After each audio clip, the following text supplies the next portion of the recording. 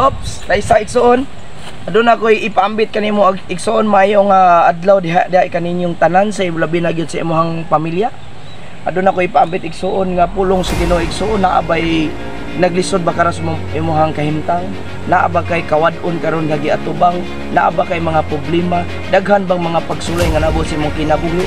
Number 1 nga problema, number 2 nga problema, wa pa man ang number 1 ug number 2 nga problema, naabot na pud ang number 3 nga problema. Igsoon kabalo ba kay igsoon, ang problema gialaw sa ato ang kinabuhi aron magmahalatayon ka. Wala ni alaw sa Ginoo sa atong kinabuhi aron ka maluya, aron dili ka makapasar. Timan igsoon, walay problema nga dili nimo masulbad o walay problema nga dako nga dili kayang sulbaron sa ato ang Ginoo nga mas dako pa sa ato ang problema igsoon.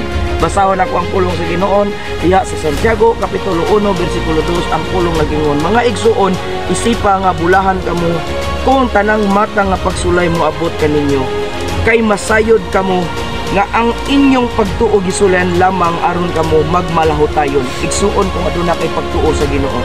Ayaw pag give up, never give up, never stop praying.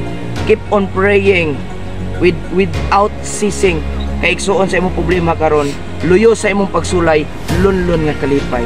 God bless igsuon, dalay ko ng Dios mo kinabuhi ug padayon sa pagduol ug pagpaubos sa Ginoo kay ang Ginoo motabang nimo. Di kaniya biyaan ug di kaniya talikdan.